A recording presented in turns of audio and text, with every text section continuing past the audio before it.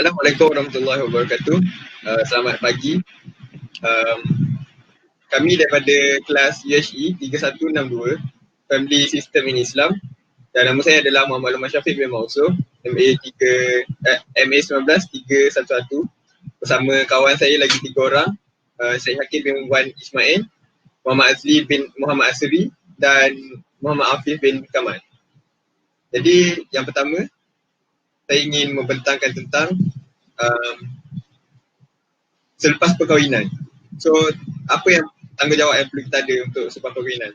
Iaitu parental responsibility. Maksudnya, tanggungjawab kita sebagai ibu bapa. So, apa tanggungjawab ibu bapa terhadap anak-anak ni? Yang pertama adalah tanggungjawab kepada bayi yang baru lahir. Lepas tu tanggungjawab untuk pembelajaran Islam. Lepas tu tentang moral education, iaitu tausiah anak-anak. Yang keempat adalah kesihatan, pelajaran dan sosial anak-anak. Untuk yang pertama tadi, apa responsibility atau tanggungjawab kita terhadap anak-anak yang baru lahir? Yang pertama, sebagai ayah, kita kenalah azan dan iqamahkan anak itu. Kalau lelaki kita azankan, kalau perempuan kita iqamahkan. Lepas tu kita tahnik ni di mana kita membelah mulut anak yang baru lahir. Lepas tu kita memberi nama kepada anak tu adalah nama yang baik-baik, bercukur dan akikah.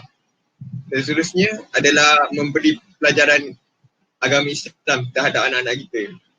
Kita mestilah memberikan foundation, iaitu tapak ataupun pegangan pertama kepada anak-anak kita adalah agama Islam, supaya ia menjadi asas kepada anak-anak tu untuk memegang Islam sampailah ke akhir hayatnya, untuk mengikut arahan Allah, iaitu Tuhan kita.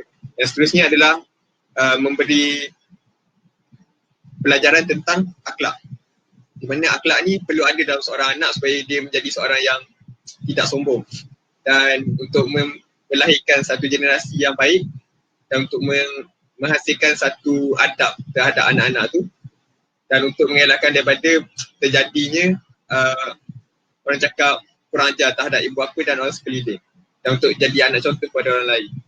Yang seterusnya adalah beri tanggungjawab dari segi kesihatan. Kenalah jaga makan minum dan kesihatan anak-anak ni. Dan seterusnya adalah tentang pelajaran. Kita sebagai parent, sebagai ibu bapa, kenalah bagi pelajaran yang baik terhadap anak-anak kita, supaya dapat mengelak daripada melakukan perkara-perkara yang buruk dan perkara yang negatif.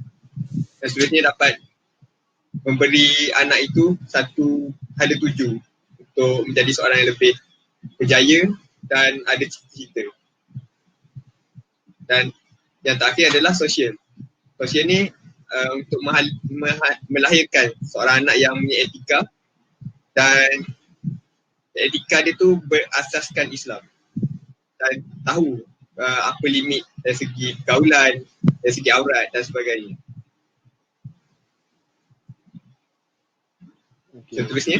Seterusnya ialah parental responsibility, children responsibility to a parent, di mana tanggungjawab anak-anak terhadap kedua ibu bapa.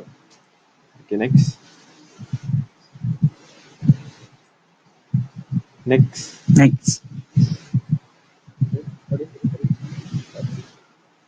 Okay. Children responsibilities to a parent during life. Ini merupakan tanggungjawab anak-anak terhadap ibu bapa semasa hidup, di mana kedua ibu bapa ni masih hidup. Yang pertama ialah always respect and obey the instruction. Selalu menghormati dan mematuhi segala arahan yang diberikan oleh ibu bapa selagi ianya tidak bercanggah dengan ajaran Islam. Yang kedua ialah mendoakan, pray and ask forgiveness, minta maaf jika melakukan sebarang kesilapan terhadap kedua ibu bapa semasa hidup, dan mendoakan kesejahteraan ibu bapa kita. Ini merupakan antara tanggungjawab anak terhadap kedua ibu bapa.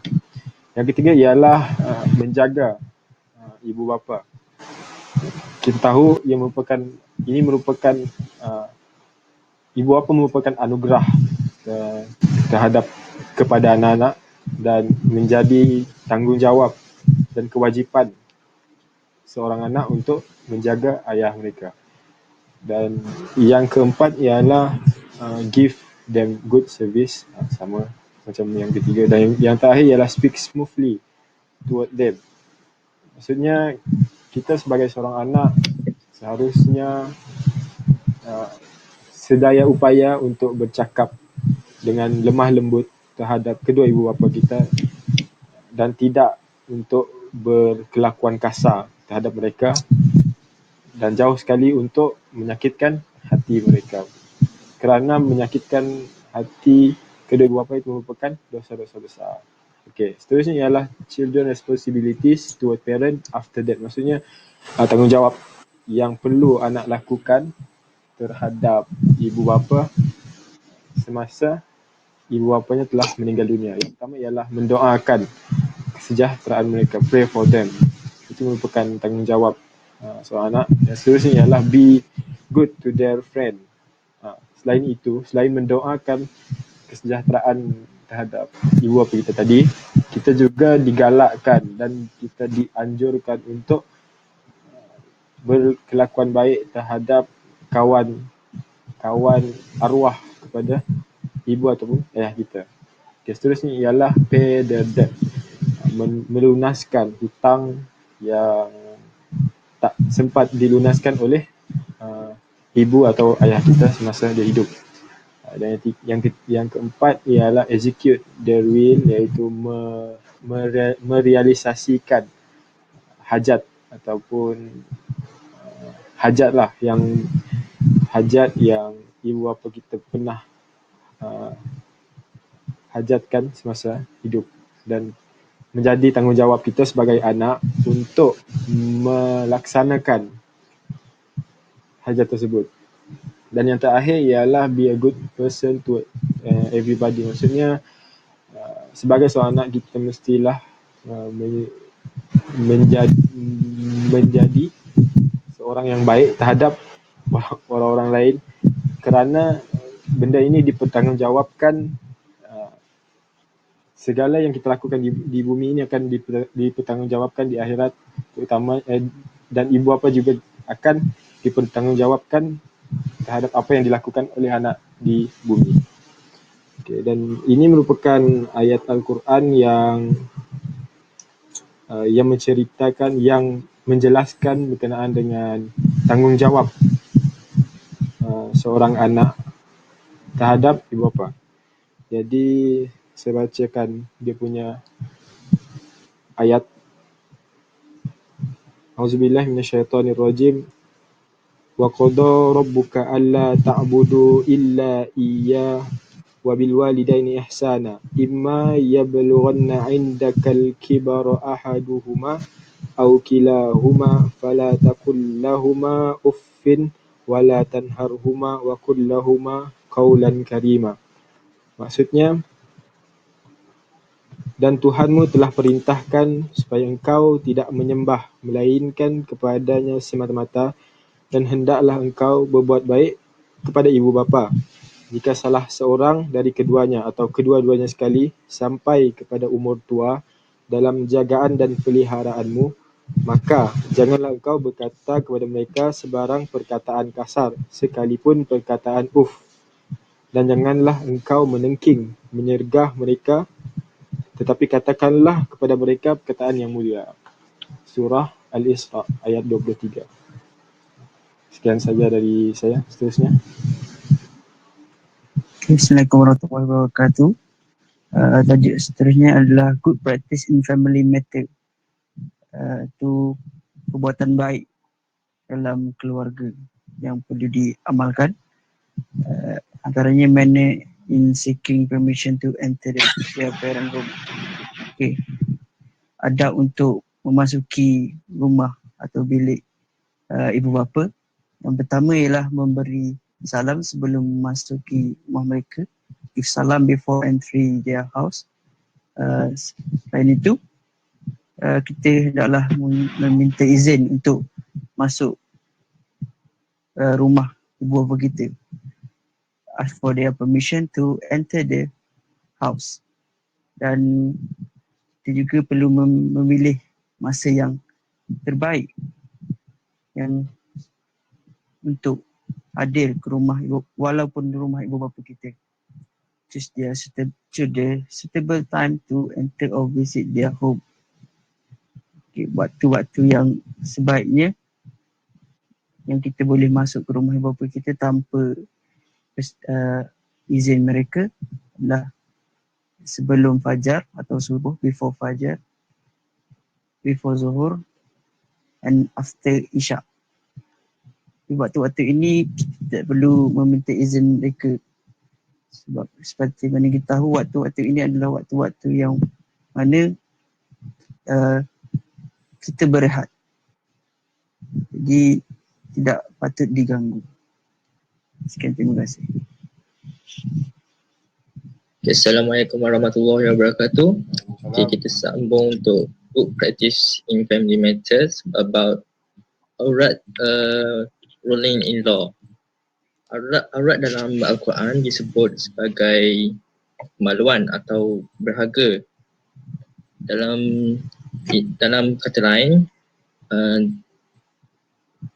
bahagian badan yang mesti kita cover, kita tutup, terutamanya untuk orang yang bukan mahram. Menutup aurat ni adalah wajib.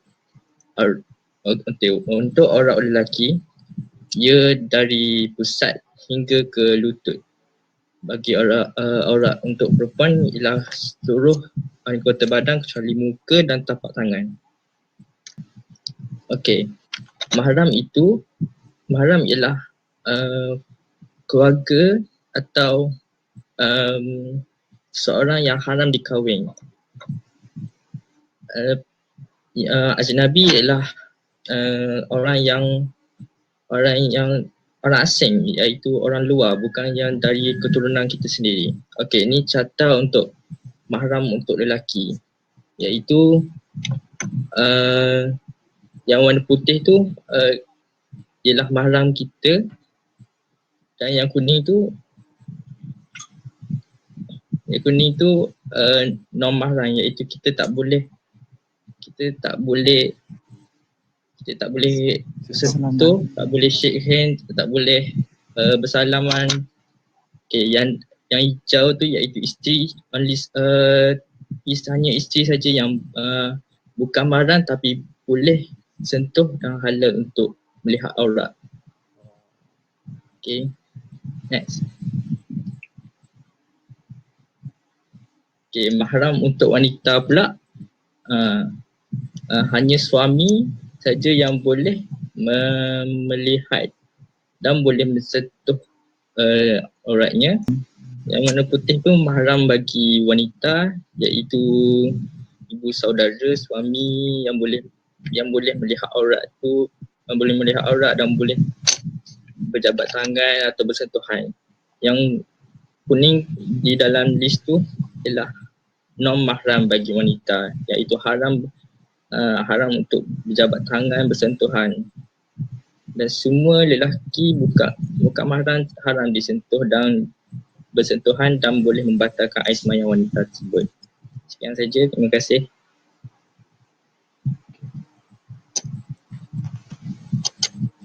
Okey, rasanya sekian saja pembentangan kami pada hari ini. Sekian daripada kami. Terima kasih. Saya Assalamualaikum.